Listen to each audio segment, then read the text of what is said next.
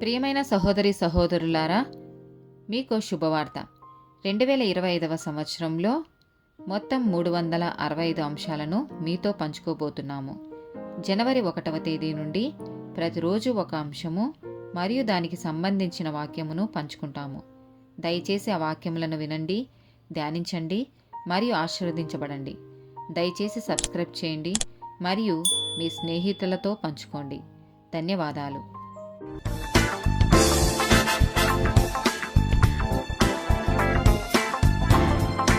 46th day topic సేవకు పిలుపు. ఆదికాండము 12వ అధ్యాయము 1వ వచనం. యెహోవా, నీవు లేచి నీ దేశము నుండియు నీ బంధువుల యొద్ద నుండియు నీ తండ్రి ఇంటి నుండియు బయలుదేరి నేను నీకు చూపించు దేశంనకు వెళ్ళుము. నిర్గమకాండము 3వ అధ్యాయము 2, 4, 10 వచనాలు.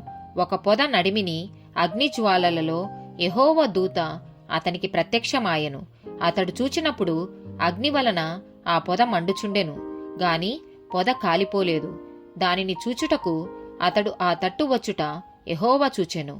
దేవుడు ఆ పొద నడుమ నుండి మోషే, మోషే అని అతనిని పిలిచెను. అందుకతడు చిత్తము ప్రభువా అనెను. కాగా రమ్ము, నిన్ను ఫరో యొద్దకు పంపెదను.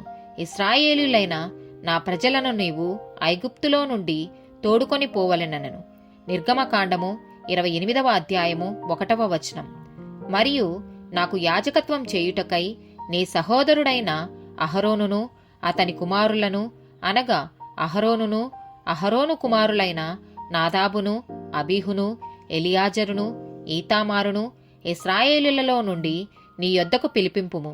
సంఖ్యాకాండము 27వ అధ్యాయము 18వ వచనం. అందుకు యెహోవా మోషేతో ఇట్లనెను, నూను కుమారుడైన యెహోషువ ఆత్మను పొందినవాడు. నీవు అతని తీసుకొని అతని మీద నీ చెయ్యి ఉంచి. న్యాయాధిపతుల గ్రంథము 6వ అధ్యాయము 11, 14 వచనాలు. యెహోవా దూత వచ్చి అబియేజ్రుడైన యోవాషునకు కలిగిన ఒఫ్రాలోని మస్తకీ వృక్షము కింద కూర్చుండెను. యోవాషు కుమారుడైన గిద్యోను మిద్యానీయులకు మరుగయుండునట్లు గానుగ చాటున గోధుమలను దొల్లగొట్టుచుండగా అంతట యెహోవా అతని తట్టు తిరిగి బలము తెచ్చుకొని వెళ్లి మిద్యానీయుల చేతిలో నుండి ఇశ్రాయేలులను రక్షింపుము. నిన్ను పంపినవాడను నేనే అని చెప్పగా 1 సమూయేలు గ్రంథము 3వ అధ్యాయము 4, 10 వచనాలు. యెహోవా సమూయేలును పిలిచెను. అతడు చిత్తమండి నేనున్నానని చెప్పి తరువాత యెహోవా ప్రత్యక్షమై నిలిచి ఆ రీతిగా సమూయేలు, సమూయేలు అని పిలువగా సమూయేలు నీ దాసుడు ఆలకించుచున్నాడు, ఆజ్ఞ ఇమ్మనెను. ఆమోసు గ్రంథము 7వ అధ్యాయము 14, 15 వచనాలు. అందుకు ఆమోసు అమజ్యాతో ఇట్లనెను, నేను ప్రవక్తనైనను కాను, ప్రవక్త యొక్క శిష్యుడనైనను కాను, కాని పశుల కాపరినై మేడిపండ్లు ఏరుకొను వాడను. నా మందలను కాచుకొనుచుండగా యెహోవా నన్ను పిలిచి నీవు పోయి నా జనులకు ఇశ్రాయేలు వారికి ప్రవచనము చెప్పుమని నాతో సెలవిచ్చెను. మత్తయి సువార్త 4వ అధ్యాయము 18 నుండి 22 వచనాలు. యేసు గలిలియ సముద్ర తీరమున నడచుచుండగా పేతురనబడిన సీమోను అతని సహోదరుడైన ఆంద్రేయ అను 2 సహోదరులు సముద్రంలో వలవేయుట చూచెను. వారు జాలరులు. ఆయన, నా వెంబడి రండి, నేను మిమ్మును మనుషులను పట్టు జాలరులుగా చేతునని వారితో చెప్పెను. వెంటనే వారు తమ వలలు విడిచిపెట్టి ఆయనను వెంబడించిరి. ఆయన అక్కడ నుండి వెళ్లి జెబెదయి కుమారుడైన యాకోబు అతని సహోదరుడైన యోహాను అను మరి 2 సహోదరులు తమ తండ్రి అయిన జెబెదయి యొద్ద దోనెలో తమ వలలు బాగుచేసుకొనుచుండగా చూచి వారిని పిలిచెను. వెంటనే వారు తమ దోనెను తమ తండ్రిని విడిచిపెట్టి ఆయనను వెంబడించిరి.